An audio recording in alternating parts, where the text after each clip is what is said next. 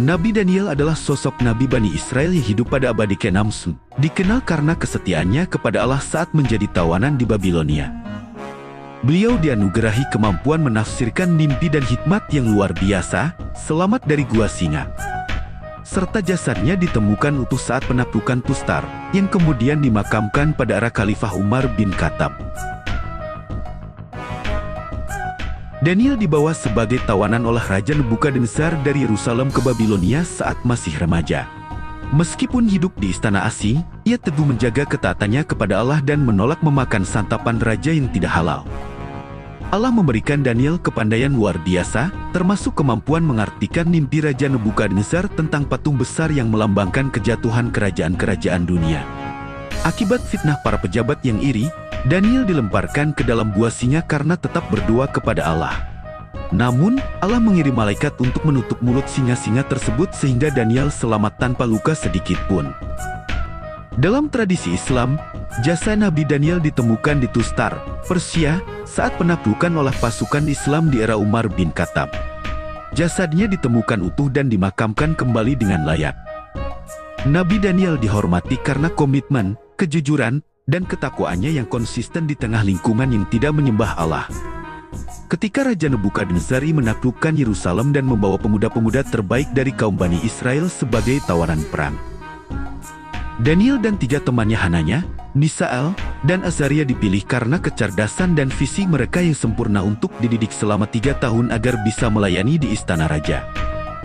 Di sana, mereka diberi nama Babilonia. Daniel dinamai Beltsazar.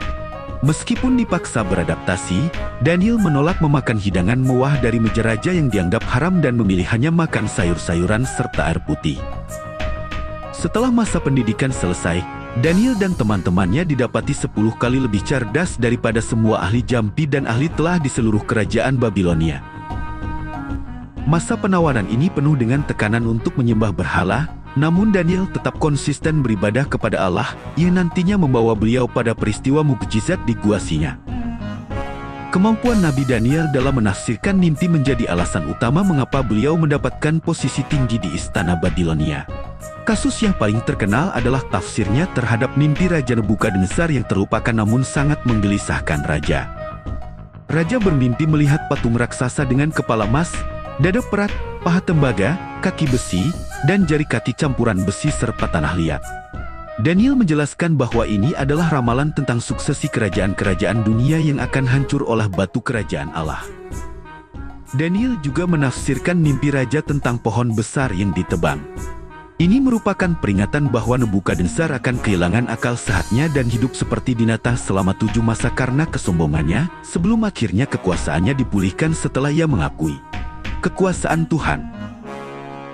Meskipun bukan mimpi, Daniel adalah satu-satunya yang mampu membaca dan mengartikan tulisan misterius Mene, Tekel, Ufarsin yang muncul di dinding saat perjamuan Raja Belsyazar, yang meramalkan jatuhnya Babilonia ke tangan bangsa Medo-Persia malam itu juga.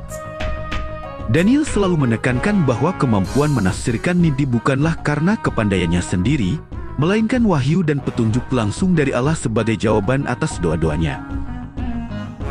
Peristiwa di Gua Singa adalah ujian iman paling ikonik yang dialami Nabi Daniel. Kejadian ini terjadi bukan pada masa Nebukadnezar, melainkan saat Babilonia sudah jatuh ke tangan Kekaisaran Medo-Persia di bawah kepemimpinan Raja Darius. Daniel memiliki karier yang sangat cemerlang sehingga para pejabat lain merasa iri. Karena tidak menemukan celah kesalahan pada kinerjanya, mereka menjebak Daniel melalui agamanya. Mereka menghasut raja untuk mengeluarkan undang-undang yang melarang siapapun berdoa kepada dewa atau manusia selain raja selama 30 hari. Daniel mengetahui perintah tersebut, namun ia tetap masuk ke kamarnya, membuka jendela yang menghadap ke Yerusalem, dan berlutut berdoa kepada Allah 3 kali sehari seperti biasanya. Akibat melanggar perintah raja, dengan berat hati Raja Darius harus menjatuhkan hukuman sesuai hukum Persia yang tidak dapat diubah. Daniel dilemparkan ke dalam gua yang penuh dengan singa lapar. Pagi harinya, raja yang cemas segera memeriksa gua dan mendapati Daniel selamat. Raja kemudian menghukum para pemfitnah Daniel dan mengeluarkan maklumat agar semua orang menghormati Tuhan yang disembah oleh Daniel.